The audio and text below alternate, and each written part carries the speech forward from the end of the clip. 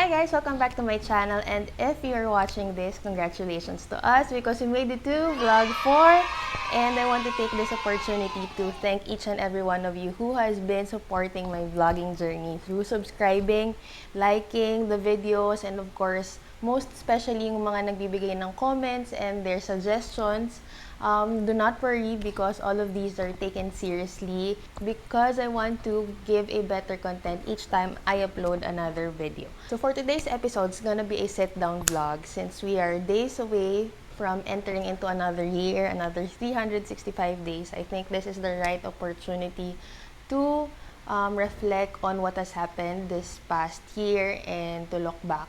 It has been really difficult for everyone, especially that we are still facing COVID-19, diba? A lot of plans were put into hold, a lot of goals were put into hold to make sure that everyone is safe and healthy. I don't need to explain that further. Alam nyo naman kung ano yung kinakaharap natin ngayon because of COVID-19.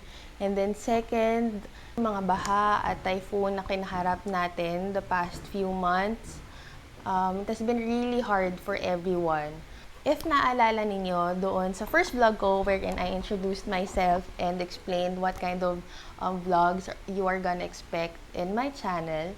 So, yun ang gagawin natin for today's episode. Luckily, I was able to read this book a couple of months back. Ito yung point in my life wherein I was at my lowest. And I was facing a situation that put a void in my heart that's gonna be there forever. So with that, I want to share with you 5 insights that I learned from this book that will help you motivate yourselves and inspire yourself and get back on your feet this 2021. So if you're interested, just keep on watching. Number 1, develop the I am positive, I can attitude. It starts with yourself eh. Kahit anong sabihin ng ibang tao na importante sa'yo, na kaya mo yan, laban lang, kaya mong gawin yan. But if you yourself do not believe that you can actually do it, hindi mangyayari yung mga plano na gusto mong gawin. Do not doubt on yourself. A lot of people will doubt on your capabilities, but please do not do that to yourself. And please do not confuse belief with wishful thinking. Kapag wishful thinking ka, ganito yung sabihin mo. Sana yumaman ako. Sana magkaroon ako ng ganito. Sana makapunta ako doon. Sana. Diba puro sana, but with belief, you're actually believing in it so much that you're willing to break through the most uncomfortable situation. With belief, instead of saying, I wish, you say, I can be rich. I can be a manager. I can get that big house. You see the difference of the two? The I am positive, I can attitude kasi generates the power, the will, the energy to do the things that you want to do. And the steps kung paano mo siya gagawin will eventually follow and develop. Belief is what measures the things that we achieve in life. If iisipin mo palagi na ito lang yung kaya ko ito lang yung gagawin ko hanggang dito lang ako, yun lang talaga yung mangyayari sa'yo. Hindi ka mag-move forward or you won't be able to go beyond that. Tingnan niyo yung mga tao na successful na and patuloy pa rin na nagiging successful. He or she believes in his worth, kaya he receives that much. Reflect on these 2 sentences. Think doubt and fail. Think victory and succeed. Disbelief is a negative power. Kapag ka lagi mong iniisip na hanggang dito lang ako, ay di ko kaya yan, imposible yan ay hindi pwede kasi ganito. Automatic, your thoughts or your mind will be fed with thoughts that are supporting kung bakit hindi mo kayang gawin yung mga bagay na yun. Yung mga tao na nagtagumpay na at patuloy pa rin na nagtatagumpay, hindi naman sila mga superheroes or may mga superpowers or mga henyo. They're just ordinary people who believes in them so much. Na kaya nilang gawin yung mga bagay na gusto nilang gawin. Kaya nila nararating yung mga narating nila. So never sell yourself short, okay? And success is not based on luck. Number 2, failure of disease, EXCUSITIS. Pretty much self-explanatory, right? Ito yung mga tao na mahilig magdahilan. Diba? Kung bakit ayaw nilang gawin to, kung bakit hindi nila kaya, kasi ganito, kasi ganyan. Let's avoid that. If you look at the most successful people in the world, they could have said or done the things that were made by the mediocres. But I am 100% sure that they did not. Because otherwise, hindi sila makakarating or hindi sila mapupunta kung nasan man sila ngayon. Positive or negative thoughts, it becomes stronger when you do it repetitively. Diba? Classic example, kapag kayong law of attraction, kung yung iniisip mo, yun yung marireceive mo. So have the right kind of attitude because this will beat all the excuses, all the problems, all the things that are stopping you to make your plans happen. Another form of excusitis, siya kasi matalino ako hindi.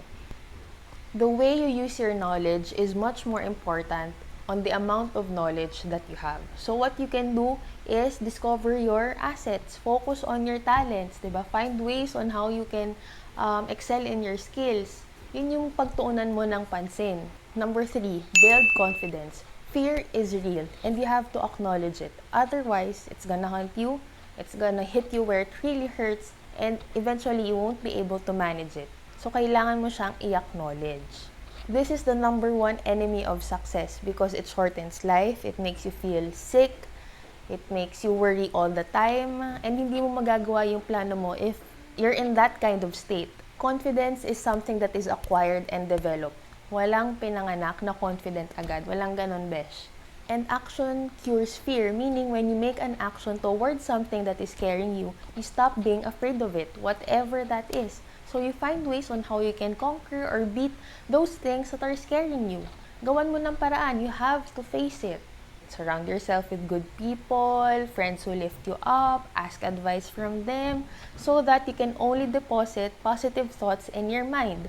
Sa gabi, bago ka matulog, do not dwell on things that are making you upset. Veer away from repetitive negative thinking because if not, it will eventually become real mind monsters and your mind can only take so much. Pag-uubusan mo pa ba ng atensyon at oras yung mga ganong bagay? What you feed your mind will reflect on how you see life. It affects your outlook in career, in relationships, in life. Domino effect yan. There's a part in the book wherein a psychologist tells the reader that the way you see a picture reflects or gives a clue about your personality. So, classic example. Is the glass half full or half empty? Okay, na sumagot niyan. Act the way you want to feel. If you act confidently, you think confidently. We can change our attitude by changing our actions. For example, kapag sa class, kapag you practice speaking up in front of your teachers or your classmates, di ba, eventually mas nakakagain ng confidence na mag-share ng ideas and thoughts to them. O kaya kapag lagi kang nag-workout every day, di ba, na parang nakakabawas ng dahilan or reasons bakit ka tatama rin or bakit ayaw mong mag-workout. So, act the way you want to feel. Number 4, concentrate on what can be and not just what is. Practice visualizing the things that can be done in the future. Do not just be stuck in what you see in the present. Be visionary. For example, a lip balm that is worth 200 pesos. But brands are able to sell it for like 1,000 pesos because they were able to see the potential of the beauty product and they added value to it by putting moisturizing ingredients, beautiful packaging. Gets nyo? By visualizing on how to improve the item, it became more valuable. And you can also apply that to yourselves. Do not be stuck on what you see in the mirror. Instead, practice thinking of ways on how you can improve yourself, how to improve your performance, how to make yourself more valuable. You are so much more than what you think. So you have to know your value and look at your potential worth. Number 5, you are what you think you are. People see in us what we see in ourselves. We receive the kind of treatment that we think we deserve. So if you think that you're not important, that is the same treatment that people will give you. They will undermine you, or worse, hindi ka nila rerespetuhin. So if you want to be important and respected, you have to really, really think and feel that you are important and worth respecting. Para ganun din yung ibibigay na treatment at trato sa inyo ng mga tao. Looks or appearance is the first thing that people see in us. So it is very important that you dress well and project proper demeanor. And the way you dress or the way you look tells a lot about your personality. So make sure it is something positive. Mag-ayos ka, dress well, make yourself presentable. Kasi ganito yan The better your package, the more public acceptance you will receive. I know it is not pleasing to the ears, but it is the sad reality. Ganun talaga yung ibang tao. I know that everyone deserves 100% respect. It's just that yung ibang tao, hindi ganun yung pananaw. What I'm saying is that if you want more people to accept you and respect you, you have to show them that. The way you dress and the way you look should say something like, hey, I am a person who is important, who has self-respect, so you should treat me that way. So I hope you were able to find value in those 5 insights that I just shared from this book. Ito, lagay ko na lang dito. Yan. So if you're ready to make 2021 your year, I am challenging you to share this video in your social media accounts and include in the caption your favorite key point that will help you make your 2021 goals happen. And do not forget to include the hashtag 2021 challenge. So that's it. Thank you for watching. I hope you enjoyed the video. Do not forget to subscribe, hit the like button, and comment down below your thoughts and opinion, and kung ano pa yung gusto niyong content na mapanood in my upcoming vlogs. Alright, that's it. See you next week.